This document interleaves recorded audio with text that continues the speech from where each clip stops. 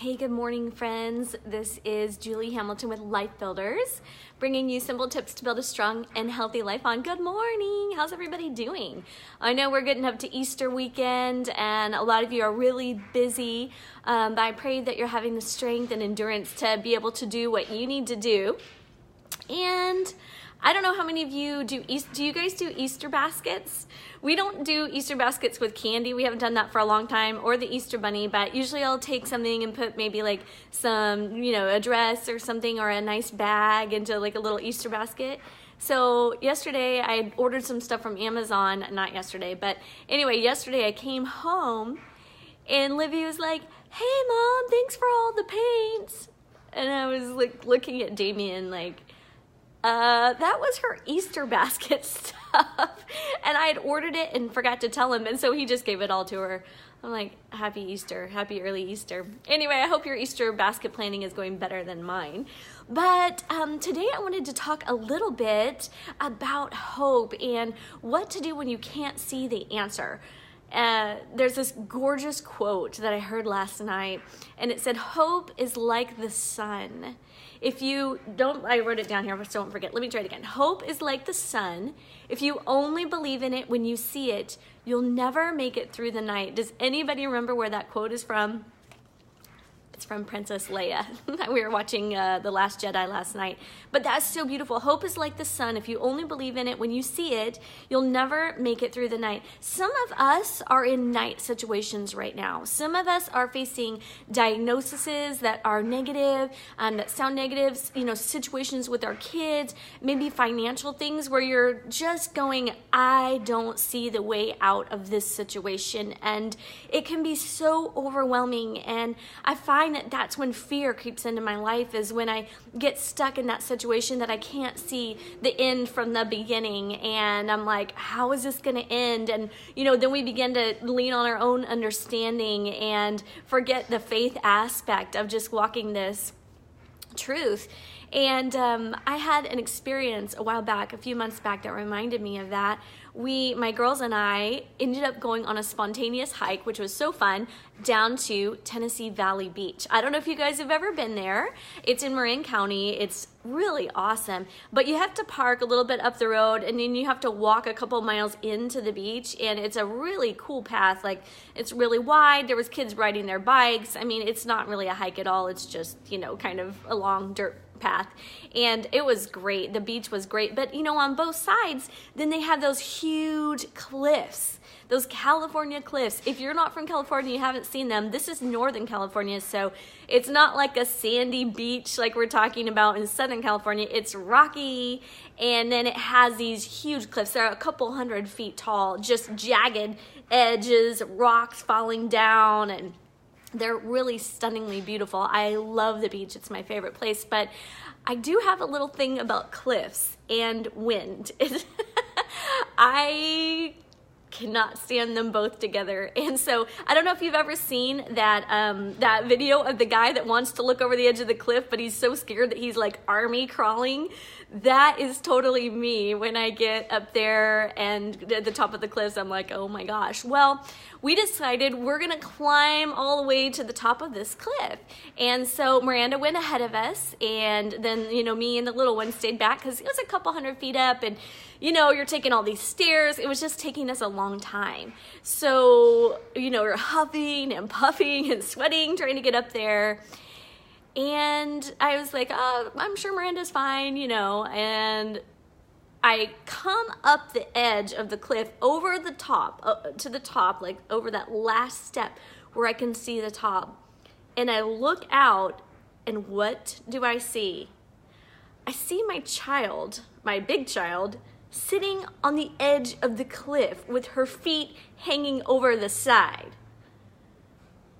You guys, I cannot tell you how much this freaked me out. I was like, what are you doing? Get away from there. But then, of course, I don't want to go over there because it's close to the edge, and I wanted to go get her, but at the same time, I'm like, oh my gosh, it's close to the edge. I don't want to go. And so anyway, I am just freaking out, and I just was like, Miranda, get back from that edge. What are you doing over there? The wind is blowing, and I know it's a couple hundred feet down, and it was just really, really scary as a parent to walk up over the edge and see your child sitting on the edge like that. Terrifying. And I was flipping out. Well, she turns around and she's yelling something to me. Of course, I can't hear her because the wind's blowing and I'm not close enough.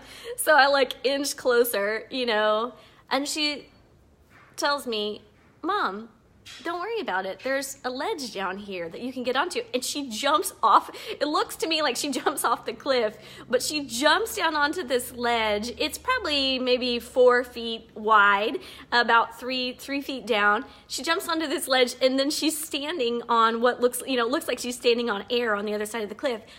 I couldn't see that ledge when I came over the edge of where it came over the stairs.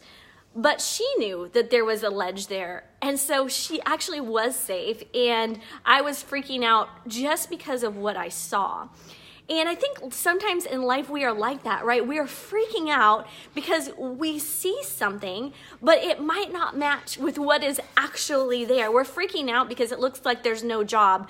But if we can just lean into the trust and lean into the faith, God is there with that job for us and that plan for us that is in motion, and it's been working, and it's coming together for our good. And sometimes we just can't see it, and we tend to lean on our eyes. And I'm just encouraging you today, don't lean on your eyes for understanding. Don't take what you see at face value, because it's not always going to be the truth. In this case, it wasn't the truth. The truth was she was okay, and there was plenty of room for her to stand up in this little ledge, and we went into this bunker and all this kind of stuff. So she was totally fine. But, I'm in a situation right now that I'm walking through that I've never really walked through before with my kids. And, sometimes I can start to get scared when I can't see the answer. I don't know about you guys, but I do that. I freak out a little bit when I can't see the answer. And I got this book. I ordered it from my friend Amy Lee Creel for a friend for Easter as a little Easter gift. And, I started reading the book. Okay, I didn't get the book. I thought it was about like Jonah, but it says the giant fish in Jonah. And this book touched me where I'm at, because I could see myself. I was getting afraid. I was worried about this situation, with Miranda. She needs a job and she needs a place to live, and she's only 17 and she doesn't want to live at home, and just all this kind of stuff. And, I know God has a plan for her, so I have to trust it. But this book actually touched me so much. This is the book of the fish. This is a book about the fish that swallowed Jonah. And in this book, I won't tell you the whole thing, but the fish was a nice, kind, and friendly fish.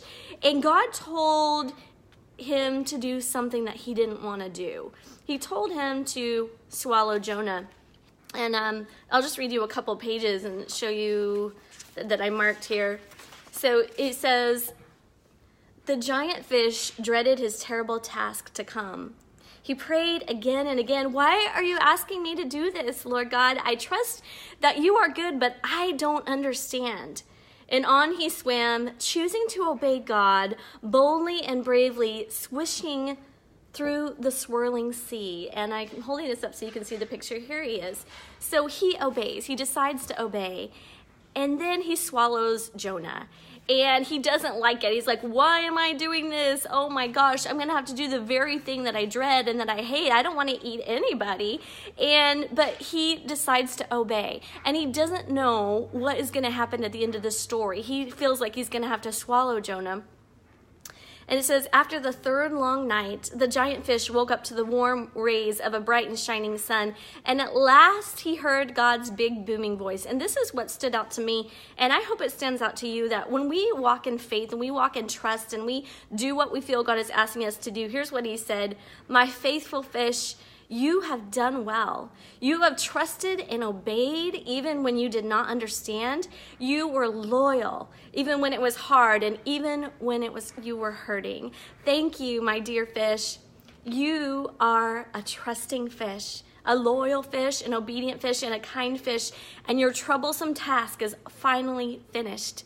And he tells him, swim steadily to the shore, and when you are near, spit the man out. And then the fish is like, what? I get to spit him out. I didn't even have to swallow him. All this time, he's upset because he thinks he's going to have to swallow the man, but he didn't see the end of the story, and neither do we most of the time. So I just wanted to encourage you, if you feel like you're in the night of your story, if you feel like you're in the dark of your story, don't look at your surroundings. We walk by sight. We walk by faith. We don't walk by sight. And that's a big deal. So don't give up hope if you're in the night of your story.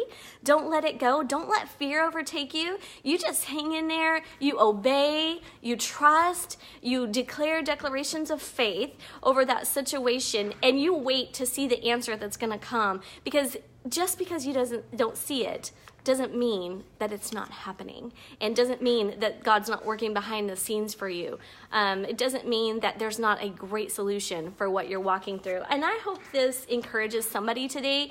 Just reading that book encouraged me, and it's amazing how a little children's book can speak so big into your life. It gave me the courage to see the good outcome of this situation. And I hope that today allows you to remember that there will be a good outcome for your situation, even if it looks bad right now. You're going to see miracles. I'm praying you're going to see answers to prayers. You're going to see things that you never saw before because of walking through this trial and walking through this night. And the sun is still there even at night. It's just on the other side of the earth, but it's going to rise again, and it will come up and light your world again. And I hope you guys have an amazing week, and go live your big, amazing, beautiful lives. Thanks for joining us today. Bye. Bye.